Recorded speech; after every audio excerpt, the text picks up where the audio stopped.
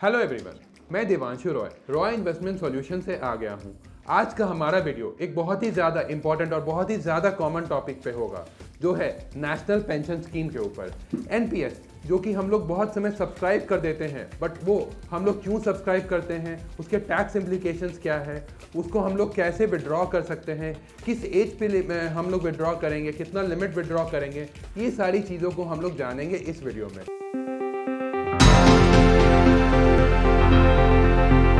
इस particular video को हम लोग 7 पार्ट्स में डिवाइड करेंगे। सबसे पहले पार्ट में हम लोग जानेंगे कि एनपीएस अकाउंट ओपन करने के लिए प्री कंडीशन क्या है, मतलब एनपीएस अकाउंट को कौन ओपन करवा सकते हैं। दूसरे पार्ट में हम लोग जानेंगे कि एनपीएस टायर 1 और टायर 2 क्या अकाउंट्स होते हैं और इसमें कौन से टायर में हमें टैक्स बेनिफिट्स मिलते हैं। तीसरा, types of withdrawal available in NPS, that means कि क्या हम लोग एनपीएस अमाउंट को विड्रॉ कर सकते हैं 60 ईयर्स से पहले या फिर 60 ईयर्स के बाद ही ये पॉसिबिलिटी हो सकती है कि हम अपने एनपीएस अमाउंट को विड्रॉ कर सकें। अगर हम लोग पहले विड्रॉ करते हैं तो हम लोग कितना अमाउंट विड्रॉ कर सकते हैं एनपीएस में 60 ईयर्स से पहले। फोर्थ पॉइंट, अगर 60 ईयर्स के बाद भी हमें एनपीएस से विड्रॉ नहीं करना है तो हम लोग कब तक इस पर्टिकुलर अमाउंट को अपने एनपीएस में रख सकते हैं या फिर हम लोग कंट्रीब्यूशन करना जारी रख सकते हैं। Fifth and the most important point है कि जब हम लोग एनपीएस में इन्वेस्ट करते हैं तो हमारे पैसे आइडियली कहाँ पे इन्वेस्ट होते हैं। 6th पॉइंट में हम लोग जानेंगे कि हमारे पैसे को मैनेज करने वाली कितनी ऐसी म्यूचुअल फंड्स या एनपीएस कंपनीज होती है जो कि हमारे पैसे को मैनेज करती है। और 7th, हम लोग एक कैलकुलेशन से जानेंगे कि हम लोग किस एज से स्टार्ट करते हैं अपना एनपीएस और हमारा कितना कॉर्पस बन सकता है when we retire at the age of 60। सबसे पहले हम लोग इस वीडियो में जानेंगे कि कौन सब्सक्राइब कर सकते हैं एनपीएस अकाउंट को। सबसे पहले जो सब्सक्राइब कर सकते हैं वो एक इंडिविजुअल या रेसिडेंट इंडिविजुअल अकाउंट बन सकता है। Second, non resident individual, that means कि कोई कंपनी भी एक एनपीएस अकाउंट अपना बनवा सकती है। एंड थर्ड, जो कि ओसीआई कार्ड होल्डर है वो भी अपने एनपीएस अकाउंट को खुलवा सकते हैं। इस पर्टिकुलर अकाउंट को खुलवाने के लिए मिनिमम एज 18 ईयर्स है और मैक्सिमम एज 70 ईयर्स तक है। अब हम लोग इस वीडियो में जानेंगे कि कितने टाइप्स के एनपीएस अकाउंट होते हैं। आइडियली एनपीएस अकाउंट 2 टाइप्स के होते हैं, टीयर 1 एंड टीयर 2। टीयर 1 के अकाउंट में हम लोग को टैक्स बेनिफिट होता है, दैट मीन्स कि जब हम इस पर्टिकुलर अकाउंट में इन्वेस्ट करते हैं तो हमें under various sections of the income tax deductions मिलती है। एंड क्योंकि इसमें टैक्स बेनिफिट्स होता है तो इसमें विड्रॉल रेस्ट्रिक्शंस भी होती है। टीयर 2 अकाउंट में is just like a mutual fund account, इसमें हमें कोई टैक्स बेनिफिट्स नहीं होती है और इसमें कोई विड्रॉल रेस्ट्रिक्शंस भी नहीं होती है। अब हम लोग टैक्स बेनिफिट्स पे आए तो टायर 1 में बहुत सारे टैक्स बेनिफिट्स होते हैं। इसमें अंडर सेक्शन सीसीडी 1 में हम लोग अप टू 1.5 लाख का डिडक्शंस ले सकते हैं। ये contribution apart from section 80C नहीं होता है। ये particular contribution including section 80C जो हमारा कंट्रीब्यूशन होता है वो टोटल मिला के अप टू 1.5 लाख हम लोग डिडक्शन ले सकते हैं इस पर्टिकुलर सेक्शन में। सेकेंड डिडक्शन हम लोग ले सकते हैं सेक्शन 80 CCD 1B में। इसमें हम लोग एक्स्ट्रा 50,000 डिडक्शन ले सकते हैं जब हम एक एनपीएस अकाउंट टायर 1 में इन्वेस्ट करते हैं। और थर्ड 80 CCD सबसेक्शन 2 में जब हमारे कॉर्पोरेट कंपनी या गवर्नमेंट ऑर्गेनाइजेशन अप टू 10% हमारे बेसिक प्लस डीए का हमारा जब कंट्रीब्यूट करता है हमारे एनपीएस अकाउंट में, तो वो हमारे लिए पर्टिकुलरली टैक्स एग्जेम्पशन में कंट्रीब्यूट हो जाता है। अब टायर 2 की बात करें तो टायर 2 में कोई पर्टिकुलर हमें इनकम टैक्स बेनिफिट्स नहीं मिलते हैं। अब हम लोग इस पर्टिकुलर वीडियो में जानेंगे अंडर व्हाट कंडीशन हम लोग एनपीएस अकाउंट को से अपने पैसे विड्रॉ कर सकते हैं। सबसे पहला, पार्शियल विड्रॉवल। जब अब हम लोग अगर हमें कुछ पैसे की ज़रूरत है अंडर स्पेशल सिचुएशंस, तो अंडर स्पेशल सिचुएशंस अपने पैसे हम एनपीएस अकाउंट से विड्रॉ कर सकते हैं, बट ये minimum after 3 years of continuous contribution ही हो सकता है। अंडर ये हम लोग मैक्सिमम पूरे एनपीएस के टेन्योर में 3 टाइम्स निकाल सकते हैं और मैक्सिमम 25% हमारे इन्वेस्टेड वैल्यू का हम लोग निकाल सकते हैं और मिनिमम 2 विड्रॉल में 5 साल का गैप होना चाहिए। अब सेकेंड टाइप ऑफ विड्रॉल हुआ है कि हम लोग प्री मैच्योर विड्रॉल ले लेते हैं एनपीएस से, दैट मीन्स कि before the age of 60 years हमें अपने पैसे विड्रॉ करने हैं एनपीएस से, तो ये हम मिनिमम 5 साल के बाद ही हो सकता है। और जब हम लोग ऐसा करते हैं तो लमसम में ओनली 20% हमारे जो पैसे हैं एनपीएस में वही पर्टिकुलरली निकलते हैं एंड रेस्ट 80% हमारे पेंशन के लिए कंट्रीब्यूट हो जाते हैं। और तीसरा टाइप ऑफ विड्रॉल है आफ्टर रिटायरमेंट, दैट मीन्स कि हम लोग अपने पेंशन को आफ्टर 60 ईयर्स ऑफ एज निकालते हैं। अगर हम लमसम इस पर्टिकुलर केस में पैसा निकालेंगे तो मैक्सिमम 60% हमारे फंड का वैल्यू जो है वो हम लोग निकाल सकते हैं एंड रेस्ट 40% हमारे जो फंड वैल्यू होता है उसे हमें पेंशनेबल अमाउंट में ही लेना पड़ेगा। इस पर्टिकुलर वीडियो में मैं ये भी बता दूं कि ये जो हम लोग लमसम निकालते हैं, चाहे वो प्री मैच्योर के केस में हो या रिटायरमेंट के बाद वाले केस में हो, ये जो लमसम पैसा होता है वो पर्टिकुलरली नॉन टैक्सेबल इनकम में होता है और जो हमें पेंशन मिलती है पर महीने या पर साल वो पर्टिकुलरली टैक्सेबल इनकम में हमारा काउंट होता है and depending upon tax slab वो टैक्स हो जाता है। अब इस पर्टिकुलर वीडियो में हम लोग डिस्कस करेंगे कि क्या हम आफ्टर 60 ईयर्स भी अपना एनपीएस का कंट्रीब्यूशन जारी रख सकते हैं। तो हाँ, हम आफ्टर 60 ईयर्स भी इफ़ हम चाहते हैं कि हम अपने अमाउंट को नहीं विड्रॉ करें एंड एनपीएस में अपना कंट्रीब्यूशन जारी रखें तो हम कर सकते हैं ऐसा काम, बट ये maximum up to the age of 70 years ही होता है। एंड अगर हम चाहे कि आफ्टर 60 ईयर्स हमें कंट्रीब्यूट नहीं करना है एंड 70 ईयर्स के बाद हमें अपने पैसे एनपीएस से लेने हैं तो ये भी कंडीशन एकदम पॉसिबल है एनपीएस। अब हम लोग इस वीडियो में जानेंगे कि हमारे पैसे जब हम एनपीएस में इन्वेस्ट करते हैं वो आइडियली हमारे पैसे को फंड मैनेजर्स कहाँ पे निवेश करते हैं।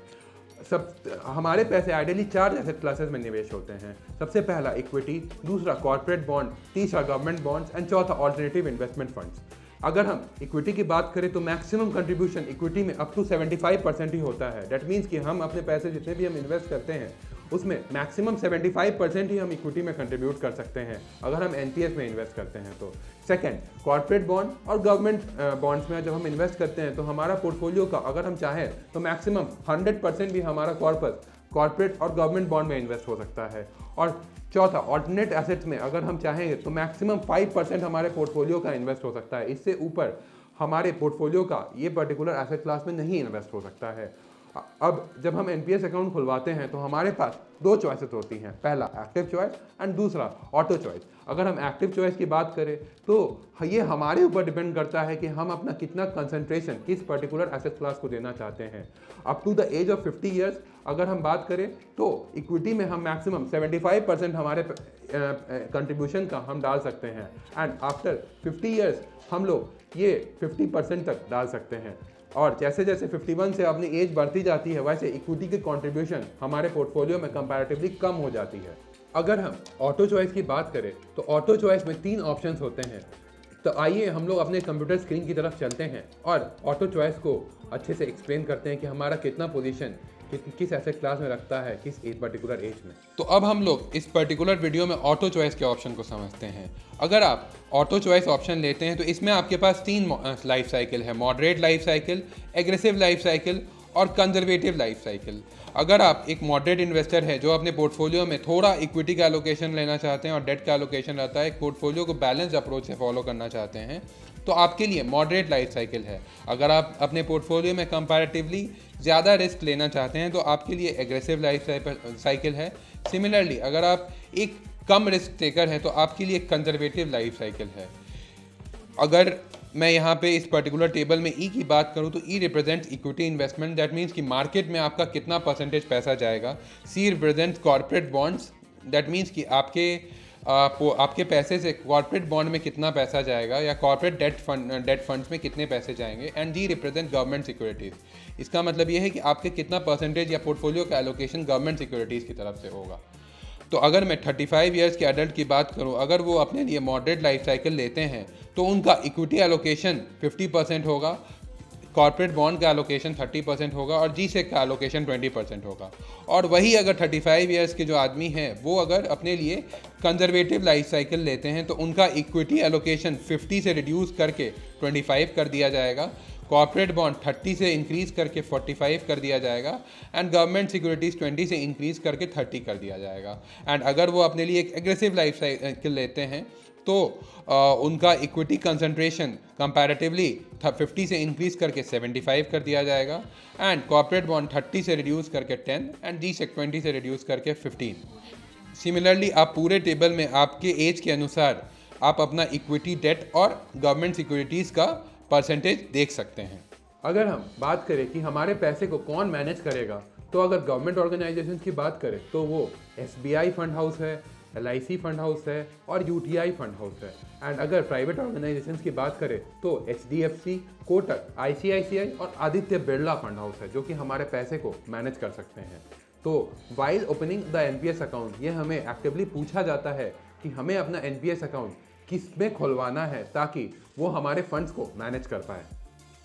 अब हम लोग कुछ कॉमन क्वेश्चंस के ऊपर आते हैं कि क्या एनपीएस जॉइंट होल्डिंग्स में खोला जा सकता है। तो इसका आंसर नहीं है, एनपीएस जॉइंट होल्डिंग में हम लोग नहीं खोल सकते हैं। क्या हम एनपीएस पे लोन ले सकते हैं? तो इसका भी आंसर नहीं है कि नहीं, हम लोग एनपीएस में लोन नहीं ले सकते हैं। तो क्या एनपीएस में नॉमिनेशन फैसिलिटी अवेलेबल है? तो हाँ, एनपीएस में नॉमिनेशन फैसिलिटी अवेलेबल हो। तो आइए चलते हैं अपने कंप्यूटर स्क्रीन की तरफ और एनपीएस को एक पर्टिकुलर कैलकुलेशन से देखते हैं। अब मैं आइडियली तीन एज ग्रुप को लूँगा, 25 ईयर्स, 35 ईयर्स एंड 45 ईयर्स। तीनों इस पर्टिकुलर एज में अपना एनपीएस अकाउंट खुलवाते हैं and at the age of 60 years वो अपना रिटायरमेंट प्लान करते हैं। तो अगर मैं मंथली इन्वेस्टमेंट की बात करूं तो तीनों केस में मैंने मंथली इन्वेस्टमेंट 4250 का कंसिडर किया है, क्योंकि 4250 मल्टीप्लाई बाय 12 इजिकल टू 50,000, जो कि मैक्सिमम टैक्स डिडक्शन हो सकता है हमारे एनपीएस अकाउंट में। ऑल्दो अगर इंडिविजुअल चाहे तो इससे ज़्यादा भी वो इन्वेस्ट कर सकता है अगर उसको मन करे अपने रिटायरमेंट के लिए इन्वेस्ट करने का। अगर इस पर्टिकुलर एग्जांपल में मैंने तीन स्ट्रैटेजी फॉलो की है, aggressive, moderate and conservative. Aggressive strategy में मैंने 12% का रिटर्न अज्यूम किया है, मॉडरेट स्ट्रैटेजी में मैंने 10% का रिटर्न अज्यूम किया है एंड कंजर्वेटिव स्ट्रैटेजी में मैंने 8% का रिटर्न अज्यूम करते हुए ये पर्टिकुलर एग्जाम्पल बनाया है। फॉर एग्जाम्पल, अगर एक 25 ईयर्स का individual at the age of 25 years अपना एनपीएस अकाउंट स्टार्ट करे एंड वो एग्रेसिव स्ट्रैटेजी अपने पोर्टफोलियो में ले, तो उसका अप्रॉक्सीमेटली रिटायरमेंट कॉर्पस जो होगा वो 2.76 करोड़ के आसपास होगा। सिमिलरली अगर एक वही 45 ईयर्स के इंडिविजुअल ने अपना NPS account at the age of 45 years start किया था, तो उनका जो रिटायरमेंट कॉर्पस होगा वो ओनली 21 लाख ही होगा। अगर मैं इन्वेस्टमेंट अमाउंट में डिफरेंस की बात करूं तो अप्रॉक्सीमेटली 25 ईयर्स और 45 ईयर्स के इंडिविजुअल के इन्वेस्टमेंट अमाउंट में अप्रॉक्सीमेट डिफरेंस अप्रॉक्सीमेटली 10 लाख का ही है, बट इनके रिटायरमेंट कॉर्पस में डिफरेंस जो है वो अप्रॉक्सीमेटली 2.55 करोड़ का है। ये रिटायरमेंट कॉर्पस में डिफरेंस इसलिए नहीं है क्योंकि उन्होंने इन्वेस्टमेंट कम स्टार्ट की या ज़्यादा स्टार्ट की, ये इसलिए है क्योंकि उन्होंने अपने पैसे को 25 ईयर्स के इंडिविजुअल ने अपने पैसे को कंपाउंड होने का ज़्यादा समय दिया। दैट मीन्स कि वो अपने पैसे को कंपाउंड होने का समय जो है वो अप्रॉक्सीमेटली 35 ईयर्स तक देता है एंड इस केस में वो 45 ईयर्स के इंडिविजुअल अपने पैसे को कंपाउंड होने के लिए ओनली 15 ईयर्स ही देता है। इसीलिए मैं रिक्वेस्ट करूंगा कि सभी इंडिविजुअल्स जो कि अपना एनपीएस प्लान कर रहे हैं या अपना रिटायरमेंट प्लान कर रहे हैं या कोई भी इन्वेस्टमेंट प्लान कर रहे हैं, वो at a early stage plan करें ताकि उनकी रिटायरमेंट कॉर्पस या उनकी जो पोर्टफोलियो में कंपाउंडिंग है वो ज़्यादा से ज़्यादा हो पाए। अगर मैं यही सेम चीज़ अगर मैं 25 ईयर्स के इंडिविजुअल को कंजर्वेटिव स्ट्रैटेजी में देखूँ तो उनका जो रिटायरमेंट कॉर्पस है वो 98 लाख रुपीज़ बनता है एंड 45 ईयर्स के इंडिविजुअल के केस में 14,80,000 रुपीज़ बनता है। कंजर्वेटिव स्ट्रैटेजी में मैंने अप्रॉक्सीमेटली 8% का रिटर्न्स एज्यूम किया है।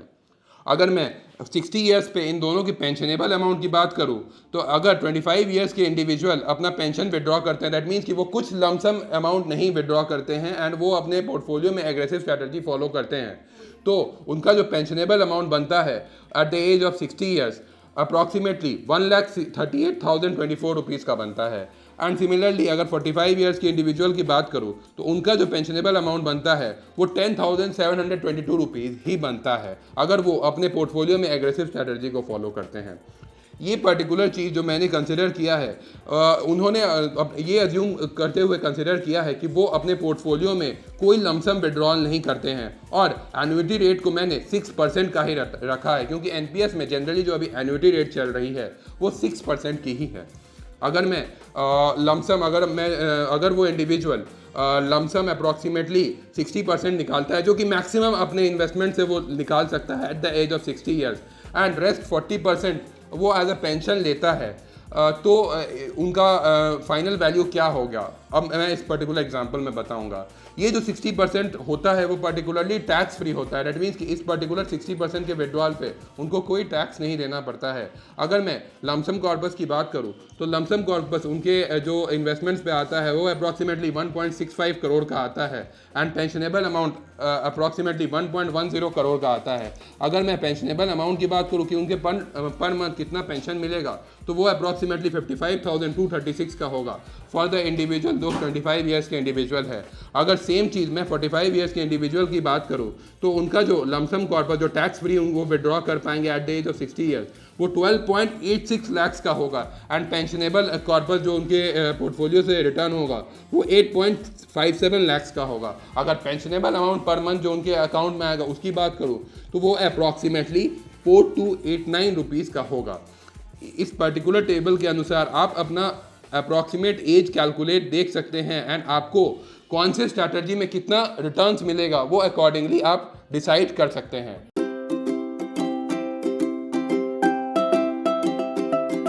अगर आपको ये वीडियो अच्छा लगा तो इस वीडियो को ज़रूर लाइक करें एंड चैनल को ज़रूर सब्सक्राइब या फॉलो करें और नीचे हमें कमेंट सेक्शन में बताएं कि आपने अपना एनपीएस अकाउंट खुलवाया है या नहीं। अगर आपको अपने पोर्टफोलियो की प्लानिंग हमारे साथ करवानी है तो नीचे दिए गए फ़ोन नंबर्स पर संपर्क करें। अगर आपको अपनी NPS account, mutual funds, fixed deposit, health insurance, life insurance या कोई भी फाइनेंशियल प्रोडक्ट में इन्वेस्ट करना है तो नीचे दिए गए हमारे फ़ोन नंबर से ज़रूर संपर्क करें। Thank you.